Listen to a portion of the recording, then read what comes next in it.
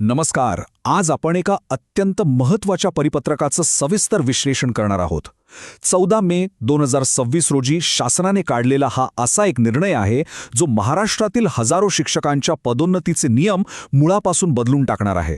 आज आपण याच गुंतागुंतीच्या सरकारी दस्तऐवजातील नियम आणि अटी अगदी सोप्या भाषेत डिकोड करणार आहोत. तर चला लगेच सुरुवात करूया. आजच्या या विश्लेषणात आपण नेमक्या कोणत्या गोष्टींवर भर देणार आहोत? तर सर्वात आधी पदोन्नतीची मार्गदर्शक तत्वे, त्यानंतर टेट किंवा CTETची अनिवार्यता, सेवा ज्येष्ठता आणि पात्रता मोजणी कशी होईल, पदोन्नतीचा क्रम नेमका कसा असेल आणि शेवटी यातील कायदेशीर बाबी आणि पुढची पावले काय असतील हे आपण टप्प्याटप्प्याने समजून घेणार आहोत. तर सुरुवात करूया पहिल्या भागापासून. पदोन्नतीसाठीचे मार्गदर्शक तत्वे आणि या परिपत्रकाचा मूळ गाभा. पुण्याहून प्राथमिक शिक्षण संचालनालयाने 14 मे 2026 रोजी हे अत्यंत महत्त्वाचं पत्र जारी केलंय. सर्व विभागीय शिक्षण उपसंचालक आणि प्राथमिक शिक्षणाधिकाऱ्यांना पाठवण्यात आलेल्या या पत्राचं महत्त्व खूप मोठं आहे. कारण आता राज्यातील सर्व जिल्हा परिषदांसाठी यातील नियमांचं तंतोतंत पालन करणं 100% बंधनकारक असणार आहे. आता मुख्य प्रश्न असा की हा सगळा बदल नेमका कोणासाठी आहे? तर हे परिपत्रक प्रामुख्याने 4 महत्त्वाच्या पदांच्या पदोन्नतीवर लक्ष केंद्रित करतं: विस्तार अधिकारी, केंद्र प्रमुख, मुख्याध्यापक आणि पदवीधर शिक्षक. राज्याच्या प्राथमिक शिक्षण व्यवस्थेचा कणा असलेली ही पदे अतिशय पारदर्शकपणे आणि केवळ गुणवत्तेवरच भरली जावीत, हा यामागचा मुख्य उद्देश आहे. पुढचा आणि कदाचित सर्वात चर्चेचा मुद्दा TET किंवा CTETची अनिवार्यता आणि त्यामागची कायदेशीर बाजू. आता अनेकांना प्रश्न पडेल की ही कडक शैक्षणिक पात्रता अचानक का लागू झाली? तर याचं मुख्य कारण म्हणजे थेट सर्वोच्च न्यायालयाचा आदेश.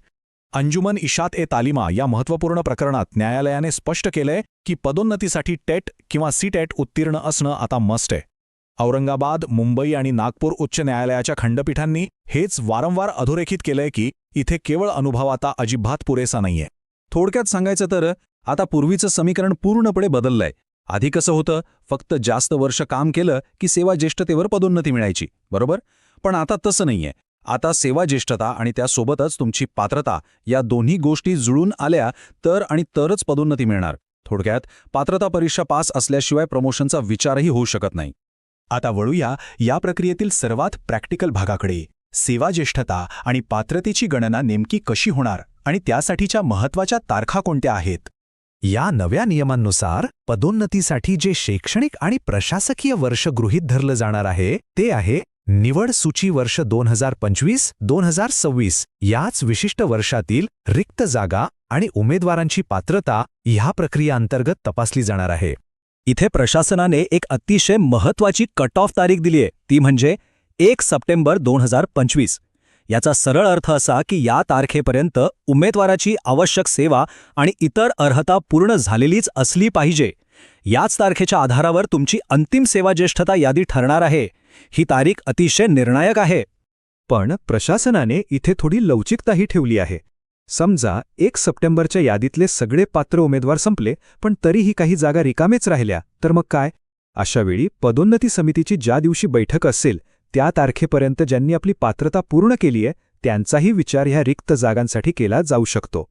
हा खरोखरच एक अतिशय व्यावहारिक दृष्टिकोन आहे. पुढे जाऊया पदोन्नतीच्या क्रमवार प्रक्रियेकडे, ज्याला आपण प्रशासकीय भाषेत साखळी परिणाम किंवा डॉमिनो इफेक्ट म्हणू शकतो. आता ही प्रत्यक्ष प्रक्रिया कशी राबवली जाईल तर ती एकदम काटेकोरपणे आणि वरून खाली याच क्रमाने होईल.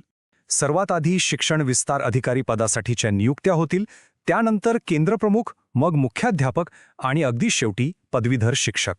प्रशासकीय शिस्त राखण्यासाठी हा क्रम कोणत्याही परिस्थितीत मोडता येणार नाही.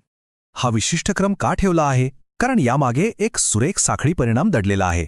जेव्हा वरच्या पदावर कुणाला प्रमोशन मिळतं तेव्हा साहजिकच त्याची खालची जागा रिकामी होते. हा प्रवाह असाच वरून खाली सतत वाहत राहतो आणि यामुळे जास्तीत जास्त पात्र उमेदवारांना पदोन्नतीची सुवर्ण संधी मिळते. आणि या साखळी परिणामाचा अंतिम फायदा काय होणार आहे? तर ही सगळी पदोन्नती प्रक्रिया पूर्ण झाल्यावर तळाच्या स्तरावर प्राथमिक शिक्षकांच्या अनेक जागा मोठ्या प्रमाणावर रिकाम्या होतील आणि या सर्व जागा शेवटी राज्याच्या केंद्रीकृत पवित्र पोर्टलद्वारे नवीन भरतीसाठी उपलब्ध होतील. नवीन पिढीतील शिक्षकांसाठी ही खरोखरच एक मोठी संधी असणार आहे. आता येऊया आपल्या शेवटच्या टप्प्यावर, कायदेशीर याचिका आणि प्रशासकीय पातळीवरील पुढील पावले. आता एवढी मोठी राज्यव्यापी प्रक्रिया म्हटल्यावर स्थानिक पातळीवर कायदेशीर गुंतागुंत येणारच. म्हणूनच या परिपत्रकात स्पष्ट सूचना आहेत की ज्या जिल्हा परिषदांवर न्यायालयात केसेस प्रलंबित आहेत त्यांनी तातडीने सरकारी वकील किंवा कायदेशीर सल्लागारांचा सल्ला घ्यावा आणि सर्वात महत्त्वाचं म्हणजे न्यायालयाच्या आदेशानुसारच पुढचं पाऊल उचलावं. शेवटी प्राथमिक शिक्षणाधिकाऱ्यांसाठी यात स्पष्ट ॲक्शन आयटम्स आहेत.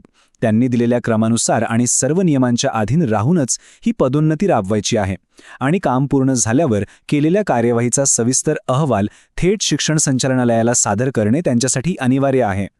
या सर्व प्रक्रियेवर कायदेशीर मोहर उमटवली आहे ती शिक्षण संचालक शरद गोसावी यांच्या या डिजिटल स्वाक्षरीने.